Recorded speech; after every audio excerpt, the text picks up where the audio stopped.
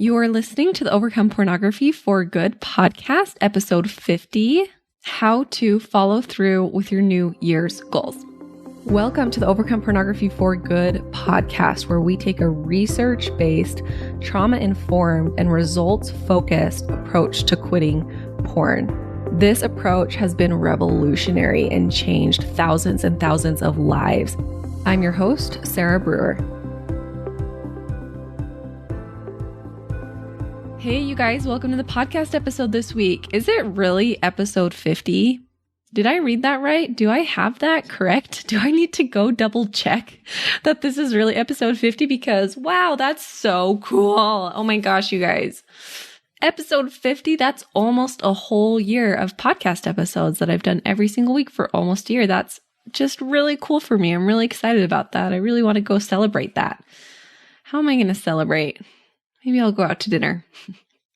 And I do want to start out our podcast episode by celebrating some of you. And I actually am planning on sometime soon having a big celebration episode just with a lot of stories and a lot of people sharing their success in quitting porn. And the reason for this is because whenever we do this, whenever we celebrate wins and when we celebrate as a whole, it just brings up the vibration for all of us. It brings up this energy for all of us. The more that we celebrate ourselves and the more that we celebrate other people, the higher energy we have. And so we create more celebrations and more wins in our own life. And I've seen this happen for me in so many areas of my life.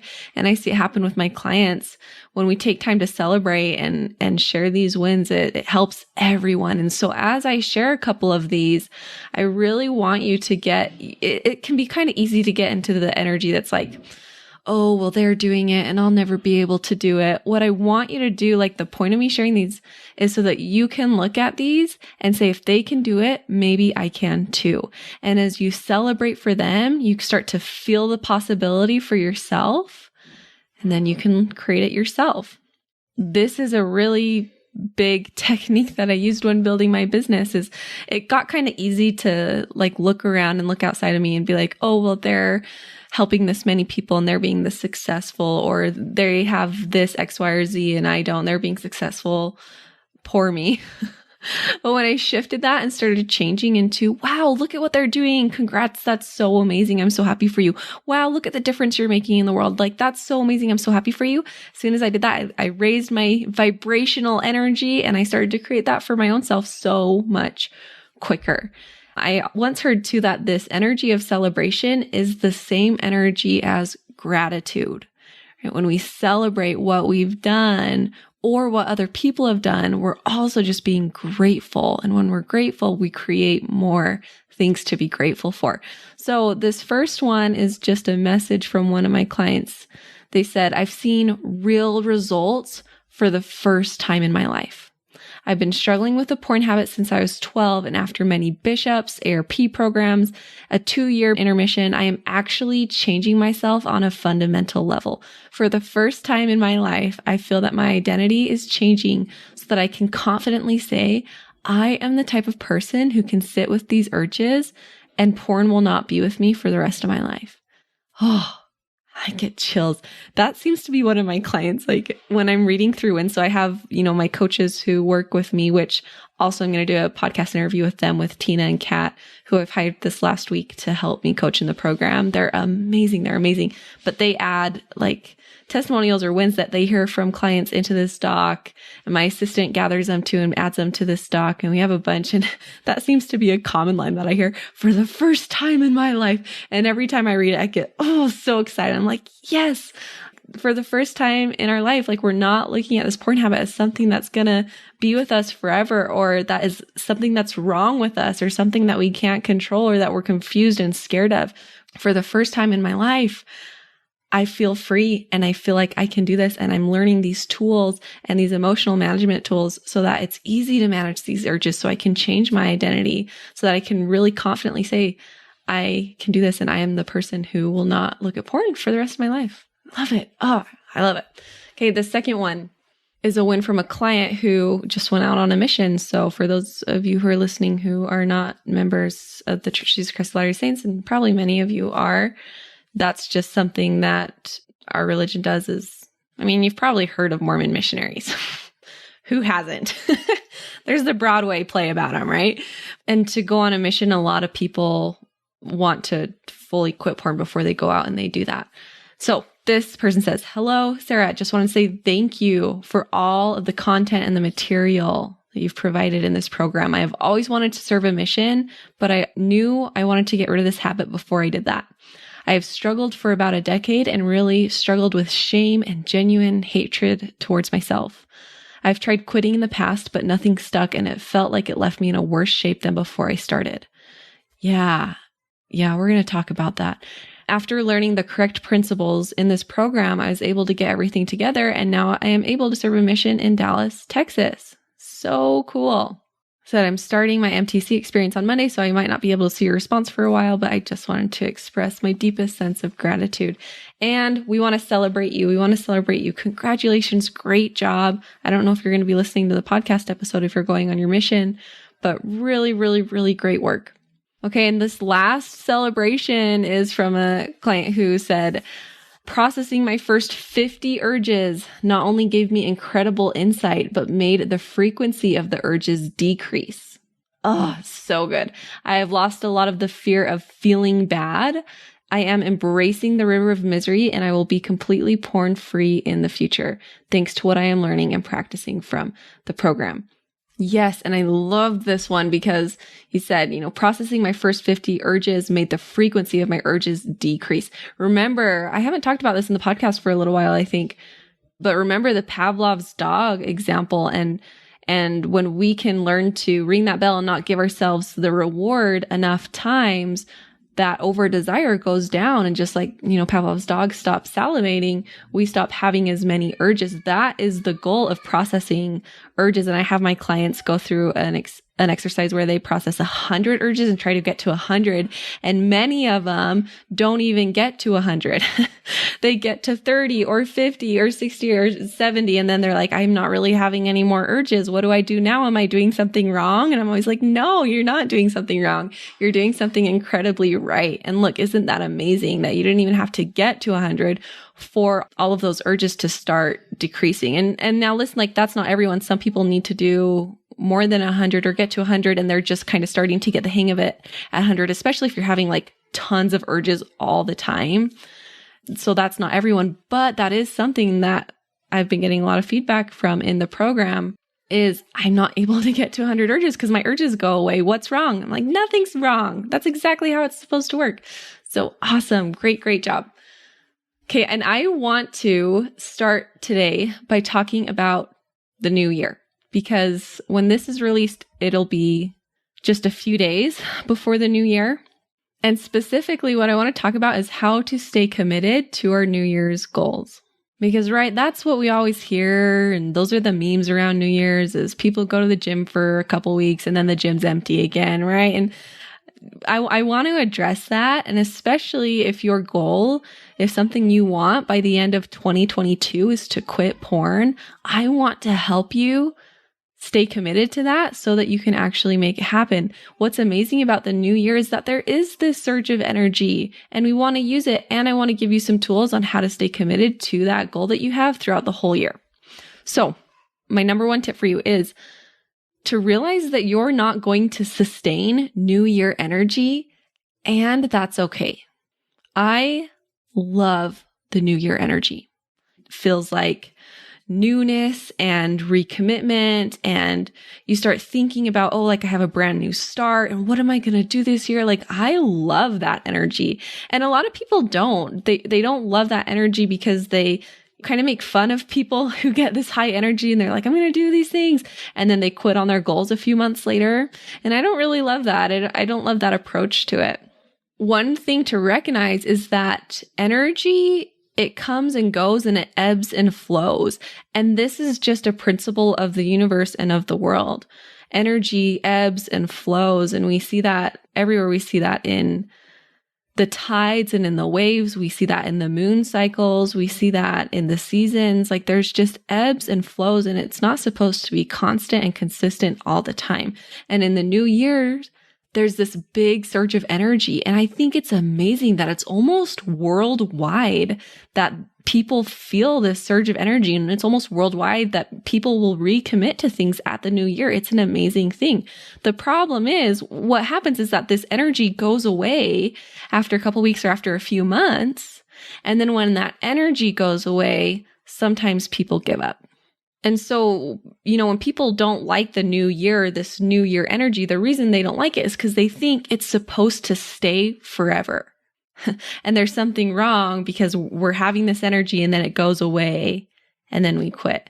But listen, people quit not because something's gone wrong and the energy was fake and this New Year's thing was just a scam and no one can really stay committed to things at all. People give up because they think that there's a problem when that energy goes away. And so it's really important to notice that nothing has gone wrong when that New Year's energy goes away. Okay, you're not supposed to feel that New Year energy all the time. That's a really great energy to recommit and to redecide your priorities. You're supposed to get that surge, and then you're supposed to feel that surge go away.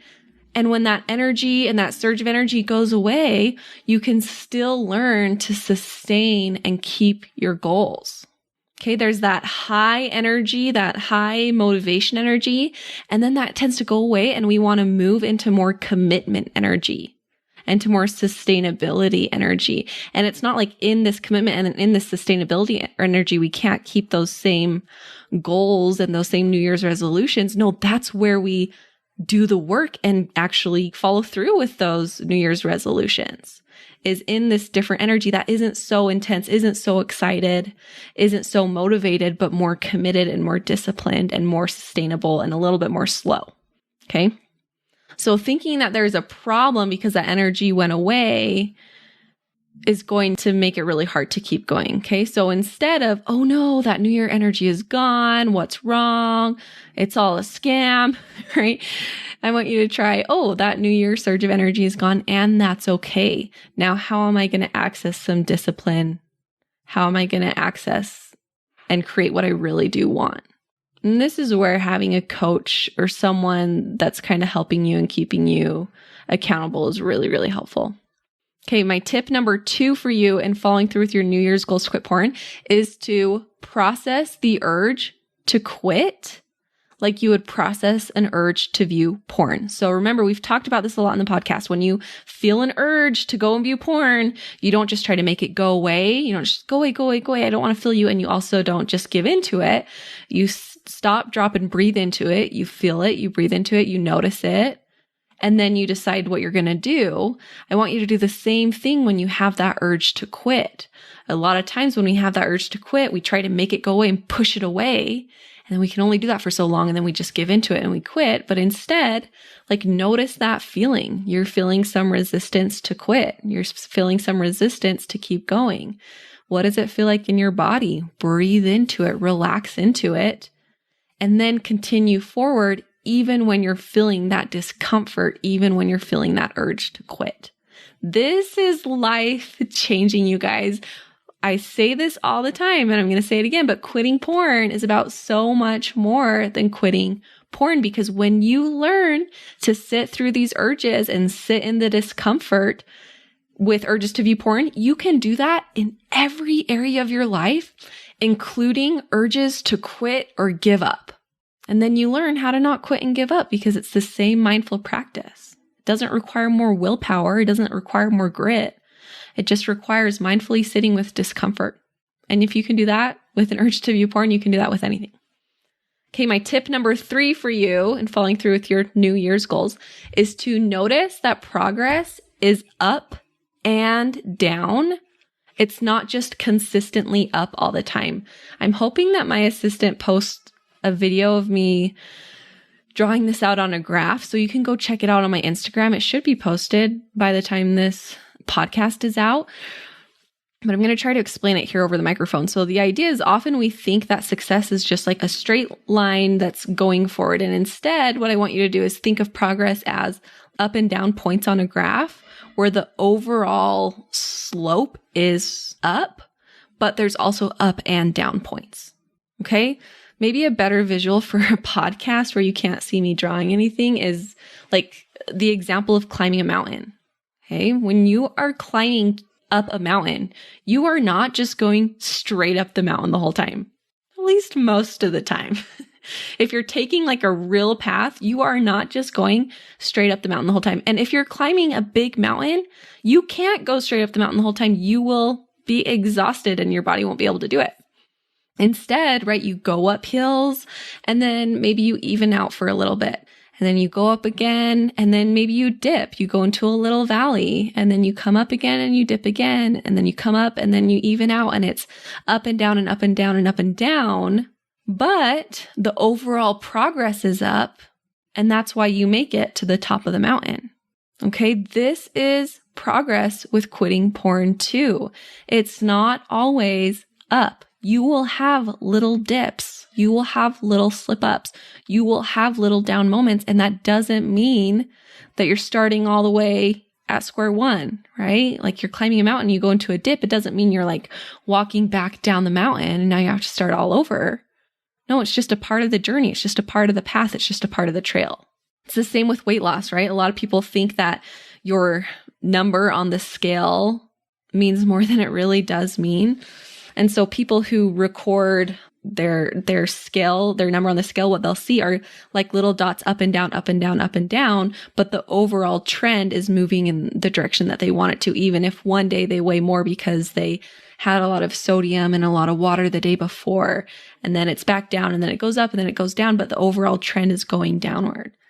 Okay, so that's exactly what it looks like with pornography too. So something I coach all the time on in the program is these little dips are not, now I'm starting over at square one. We can look at these, we can learn from these, and then we can keep going. And that's what's amazing, right? When you stop focusing on quitting porn by just like not looking and how many days am I going without quitting porn, but you change your focus in quitting porn to be like, what skills am I learning? How am I getting better at managing my emotions? How am I learning how to change my beliefs? How am I overcoming shame? How am I learning to sit with urges? How am I learning commitment? Like those skills don't go away. You see what I mean? Like you learn them and you get better and better and better at them. And so when you have a slip up, it's not like those skills are all down the drain. It's not like you're starting over at square one. Not at all. So I really want you to like take a second and ask yourself, am I measuring my success in quitting porn by number of days without porn? Or am I measuring my success by the skills that I'm learning that will ultimately help me overcome this habit for good? This is why in my program, we focus on milestones. We don't focus on days without porn, but we focus on, we have these commitment milestones, we have urges milestones, we have all these milestones with different content that's in the program that will teach you these skills that will actually help you quit porn forever instead of we're just not looking. Okay, number 4, the fourth tip I have for you is to get a vision of who you want to be. Really take advantage of this new year energy surge to visualize and dream about who you want to be. If anything was possible, if you could do anything with your life, what would you choose? What would you have? I know that can be kind of a scary question for some of you, but I really want you to give yourself permission to go there. And after you give yourself permission to go there, choose to believe that these desires are meant for you. Really let yourself believe that you will someday have what you really desire. And I promise you, if you can get there, if you can let yourself imagine it, and if you can let yourself believe that you can have it someday, you will have that. So really take some time. Like you cannot have what you don't envision for yourself. You always have to create it in your mind first, and then you can create it in reality. So get a vision of your life without porn. What will you feel? What will that feeling be when you are not struggling with porn? What will you create in place of porn? Stronger relationships, more free time, more money, right? If you're not spending money on porn, what will you be spending that money on? And what will you be doing with your time and energy that's not being spent on porn? Remember, pornography doesn't just take up your time, but it also takes up your energy. So what can you create in your life when you have that time and energy back. And then the last tip number 5 that I have for you in staying committed to your New Year's goals is to decide to invest in your future self and not just your current self. And I mean investments in time and investments in money. Many of us are very hesitant to invest our money into our future self, but really quick to invest our money into our current self. My husband recently found out that I hired another coach for something else that I'm doing in my life. And he kind of snarkily said to me, like, you like to spend your money on coaches, don't you? And I looked at him and I said, yes, of course. Of course, I like to spend money on coaches, because what that is, that's really just investing money in my brain. And my brain is the most valuable asset that I have. And the more I can harness the power of my brain, the more amazing things I create in my life. I said to him, like, do you realize what hiring coaches has done for me and done for our life? And I went on this whole rant about it.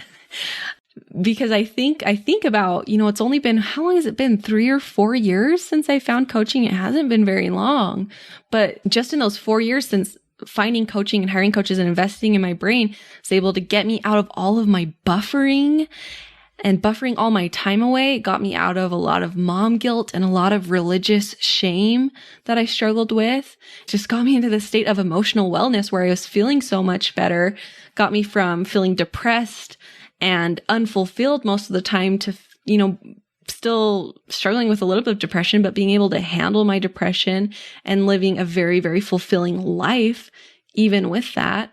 And that's just like the emotional wellness part of it. Outside of that, it's gotten me this amazing business and this amazing work-life balance where I feel like I am fulfilling a calling almost by doing this work. It's gotten me this amazing fitness and workout routine where I just feel really good in my body. And, I don't feel good because I'm working out and because I'm eating good, but I feel good because of my thoughts about myself. And because I am having those great thoughts about myself, I am spending time working out and eating good. That's really bettering my physical life.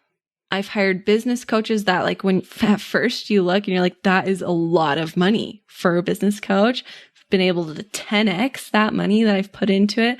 Like, honestly, I told my husband, I said, every time I hire a coach, I 10x the speed of my goals. I guarantee that I'm going to hit those goals. So of course, I like to spend my money on my brain and my money on bettering my life through coaching. It's so, so powerful for me. And I even said this to my sister the other day. I said, I have this dream life that I imagined 3 years ago. So remember step 4 where I said, like, imagine what your dream life would be. Like, I did that 3 years ago. And I realized the other day that I have that. And it's 100% because I decided to invest in my future self and not just my current self. Like, I think back 3 years ago, like, what if I never invested in that? What if I never, like, said, I'm all in on creating this life that I want and this to feel better emotionally, to stop buffering, to get better at following through with myself. If I never would have done that, I would still be where I was 3 years ago, which wasn't horrible, but also it's so much more fun to be here. I am so grateful to my past self for investing in me right now. It's one of the most loving things that you can do for yourself is to invest in your future self, not just your current self. I think about the things that we spend money on just because we're supposed to, or it's like much more normalized to spend our money on, right? Like cars. Think about how much a car is. Or vacations. These things are thousands and thousands of dollars, but they're things that are really normalized to spend our money on. And they're things that are temporary. They're things that are just for our current self, but it feels normal. So it feels like it's okay to spend money on it. But some of you, and I get it because I was here too, when it comes to investing in yourself, specifically when it comes to quitting porn, some of you have a difficult time even spending a fraction of what you would spend on a car or vacation or these other things for that goal you have in your future self. And so if that's you, I really want you to take a moment and ask yourself, like, what is it that I really want? Where do I want to be at the end of the year? And what do I need to do to get there? My favorite question to ask myself is, well, I imagine that future self of who I want to be. And I ask her, I say, what do you think that I should do? And I always get the best answers from her. And of course, if your goal is to quit porn, overcome pornography for good is the best place for you to be. And so if you've been thinking about it, and if you feel like that's the right decision for you, if that's what you want for your life, I want to invite you to come and join this week. And remember, the program price is going up on January 1st. So if you've been on the fence, if you've been wanting to join, make sure to join before January 1st.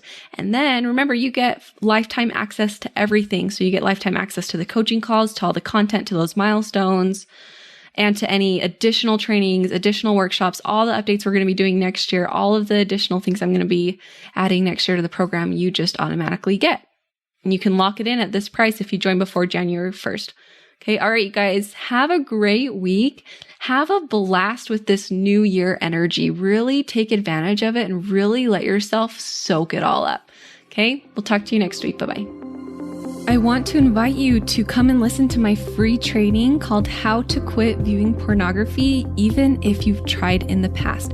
If you like the podcast, you will love this free training. We talk about, number one, how to not rely on willpower or phone filters so that you can actually stop wanting pornography. Number two, how to guarantee that you won't fail no matter how many times you've tried in the past. And number three, how to feel good about yourself while becoming someone who doesn't struggle with pornography. You can access this training at sarahbrewer.com/masterclass.